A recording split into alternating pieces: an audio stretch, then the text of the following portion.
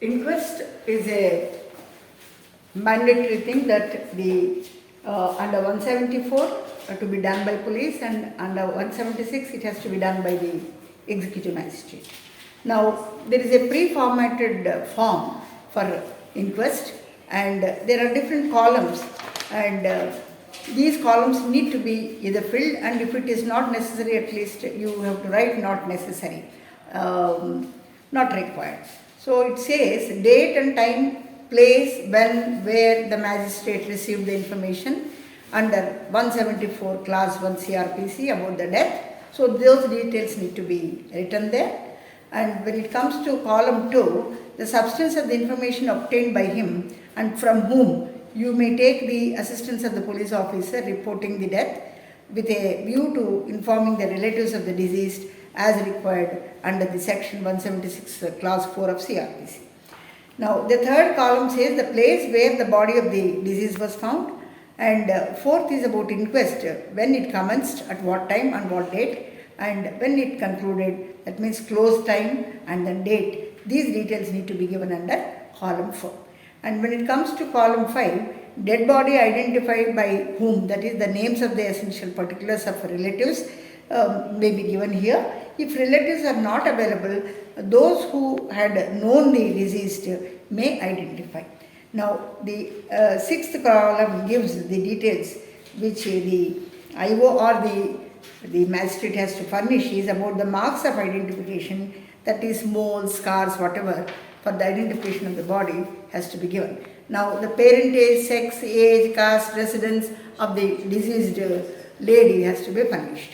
And eighth column says about the relatives, if present at the inquest, their names. At times, even relatives are also called for the inquest if they are interested in. Then if such people are present, then their details also need to be given under the column 8. And when it comes to column 9, it says names and other necessary particulars of two local and respectable witnesses in whose presence the inquest was held. That means it's mandatory that whenever you conduct an inquest, because it has to be done in an unbiased way. So in addition to the executive magistrate and the police, the respectable people of that locality, at least 2 respectable people, need to be identified, and their details need to be done, so that in the court tomorrow we have to say that everything is done with a fair manner, and fair investigation has been done. So for that reason you have to mention the names of the witnesses also. And next thing is nature of wounds. Specifically, since this is a case of strangulation, apparently seems to be a case of strangulation. In that case, what are all the injuries present on the body of the victim need to be shown. And signs of ligature mark, when they are apparently visible on the neck and all, they also need to be specifically mentioned. And is there any vital reaction, that is there any inflammatory kind of a reaction, kind of a swelling, if that is seen, then that means it shows, but only to know whether it is antemortem or postmortem kind of a thing. Now, then position of the limbs, eyes and then mouth, if something is coming out, is it a bleeding or is it some saliva kind of a thing, that has to be written there. Now, presence of blood, as I said, saliva, froth, vomit, semen, all these things need to be mentioned if suppose they are there. And condition of the cloth. I mean, sometimes ladies, it may not be relevant for this case, at least in cases where rape is reported, it is very, very necessary that some cloths are there and all, or some underwear is there or not removed, and all these are very important. Now, are there any marks of violence? If the lady is not committing suicide, if somebody is trying to kill her, there must be definitely some struggle marks that has to be there in the scene, and whether any visibility of such signs is there or not, you have to observe and accordingly incorporate that in the report. And about the ligature that has been used. So every ligature mark, when you are locating that on the dead body, it is mandatory that you should also locate the corresponding ligature that must have been used in the commission of the offence. And fortunately here, when they say it is a case of hanging, where they have shown the rope as the nylon rope as the ligature, then that has to be mentioned here, and then the length and then circumference of that loop and all has to be informed there. And as it is a case of fabricated suicide, then it is but natural that the inmates also would have fabricated some note and all So if there is any suicide note and what is the content of that suicide note also has to be given under the column. And foreign matter such as weeds, straw, etc. in the hands, this will be relevant when you talk of drowning as the case. And this is a clear case of strangulation or hanging. So in such cases where the columns are not relevant, you can simply say not applicable. And then are there circumstances available in the scene to show that the deceased killed herself or killed by somebody? So we have a doubt because as per the storyline or as per the complaint that is given by in-laws, they say it's a case of suicide, but then the circumstances, facts of the case reveal such that there is apparent cause seems to be by strangulation. Now, do you notice anything in the surrounding to suspect foul play?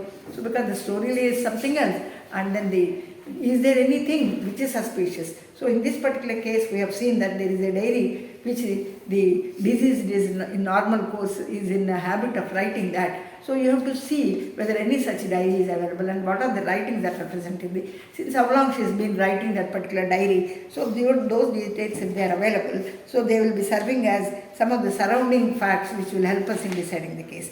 And similarly, we also saw some suicide note, and accordingly it has to be sent to the Forensic Science Laboratory Document Division so that to know whether the writings that are there in the diary or the writings that are available in the suicide, whether they are written by the same person or not, otherwise is it a case of fabricated suicide.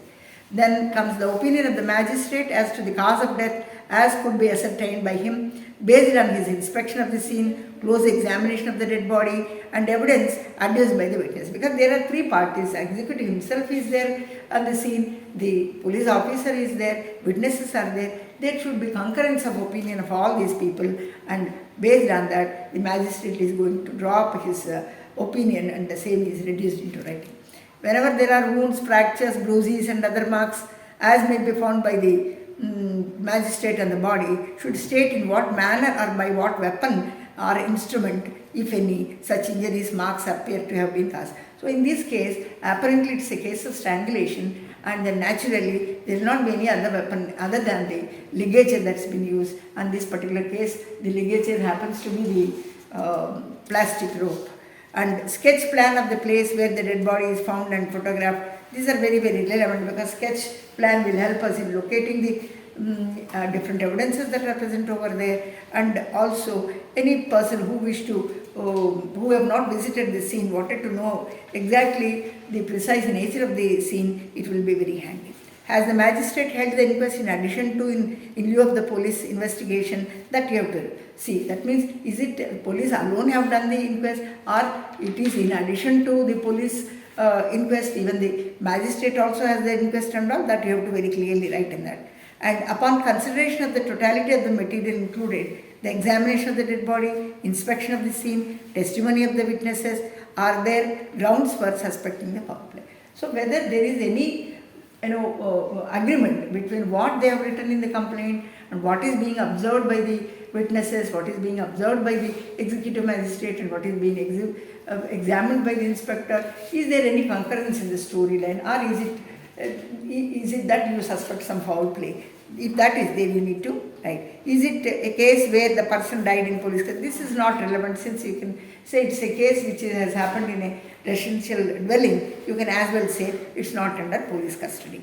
And action proposed to be taken, if any, in pursuance of the magisterial report. Now, any request, any inquest, whether it be by magistrate or whether it be a police officer, the ultimate cause of death has to be established by the expert only. In this case, then as a further course of action, what the IO can do is send the body along with some constable, some messenger to the doctor conducting the post-mortem, so that he examines the body thoroughly, both externally and internally. He will be the best person to tell what is the real cause of death. And for that, further action plan that is proposed is send the body with the relative and along with the constable to the doctor who is conducting the post-mortem. After this particular report has been done, then there is a column which says signatures of the persons present. Here in this case, the executive magistrate is very much there, you need to take the signature of them.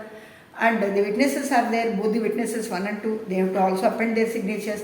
And in addition, a police officer is also there, they have to. And if relatives are also there, it is their wish. If they want to see the entire inquest proceedings, they can also be invited. Their signatures may or may not be taken on the report. So this is called an inquest report, and that has to be sent to the doctor conducting the postmortem, so that he will have some idea as to the cause of death, at least apparent, if not the real cause of death, at least the apparent cause of the death, he will have some idea. So this is the purpose of inquest report.